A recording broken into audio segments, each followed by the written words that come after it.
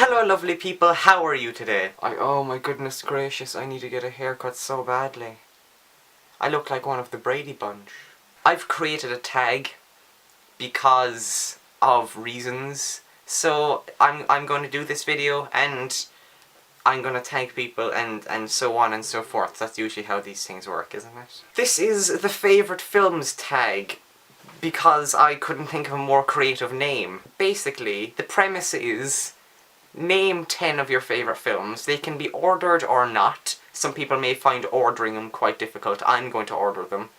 And you just say the name of the film and you just talk a little bit about it, just a snippet about it, because nobody likes tag videos that go on for like 15 minutes because they're torturous no matter what subject they're about. So here are my top 10 favourite films of all time in order.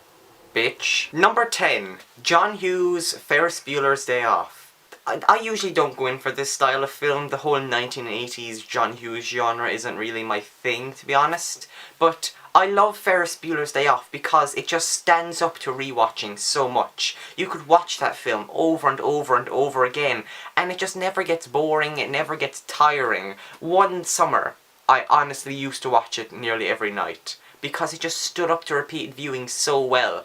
It's such a good film. Ferris Bueller's Day Off. Number 9. The Coen Brothers' A Serious Man. Lots of people don't like this film because it's confusing as fuck and it has a very ambiguous ending, but you know what? I love that shit and I love this film. Trying to describe the plot it's an impossible task, really. It's kind of... it's like a series of vignettes, but they are kind of put into a plot, but not really, and it's very... The ending is amazing, guys. I love the ending. It has a really good soundtrack, and the cinematography is amazing. Oh, A Serious Man. Number 8. Charlie Chaplin's Modern Times. As I said in the movies tag, Charlie Chaplin is my favourite actor of all time. He never did a bad film, and he was just such a brilliant director and actor and composer. He composed and wrote all of the music in his films. Most people say his best film is like City Lights or The Great Dictator, and I love them, but Modern Times was the first Chaplin movie that I saw, and it's just so brilliant because it was filmed in between the period when silent movies were kind of transitioning into talkies, and there is some talking in it, but it's just used very sparsely but really well. And it is also, of course, Charlie Chaplin's famous send-off to his tramp character, and all of the emotions. All of the emotions. Number 7. Michael Haneke's Funny Games. I personally wouldn't even call this a film. I looked it up and I found a very fancy term. It is a deconstruction of gore porn,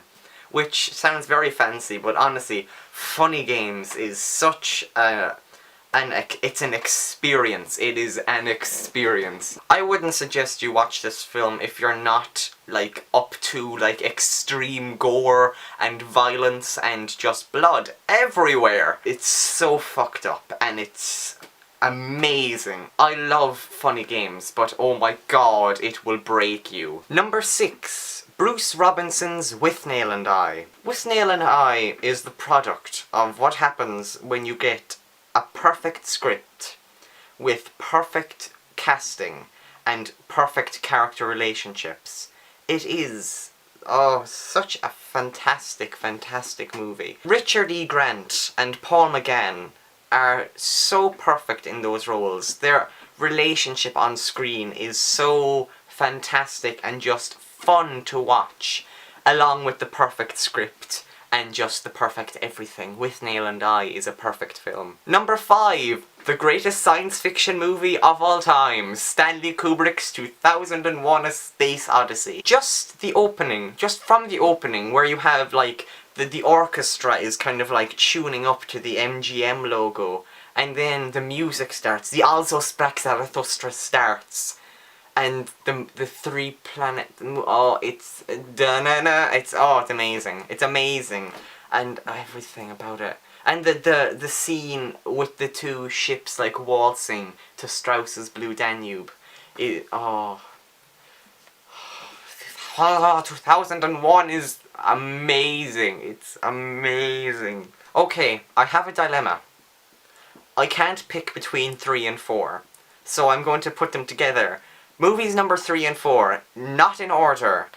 Ingmar Bergman's Persona and Krzysztof Kieślowski's Three Colors Blue. Persona is so Ingmar Bergman. It's such an Ingmar Bergman film. If you haven't seen any Ingmar Bergman films before, I highly recommend you start with like The Seventh Seal, because The Seventh Seal is a masterpiece in and itself, and it's a lot easier to follow than Persona, because Persona has a lot of Bergman-esque traits in it. You're just, oh, did he just repeat that entire scene? Yes, he did. He's Ingmar Bergman. He owns filmmaking. And Three Colors Blue is obviously the first film in the famous Three Colors trilogy: blue, white and red, the colours of the French flag. And, oh, blue is amazing. It's a masterpiece, and it is, of course, my favourite living actor. Juliette Binoche is in it. Oh my god! I've never seen a film in which the actual film and the score just work so well together. It's so perfect, and it's very blue. It's a very blue film. Of course, it's blue. Its whole colour spectrum is blue. Oh, I remember when I first watched Three Colors Blue. It's one of those rare films in which I genuinely just sat there after the film ended, just trying to contemplate just how brilliant and amazing the film I just saw. Three Colors Blue is a masterpiece. Number 2, Stanley Kubrick's Dr. Strangelove, or How I Learned to Stop Worrying and Love the Bomb. It is, in my opinion, the greatest movie ever made, but it's not my favourite movie. Oh my god. Greatest ending to a movie ever. Greatest movie ever.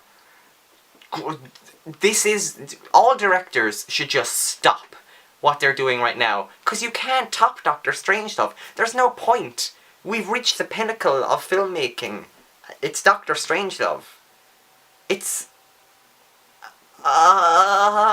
Number 1, my favourite film of all time, obviously, is Annie Hall, directed by Woody Allen. There is not a single part of that script where you could take a scissors and cut out a line without ruining the entire film.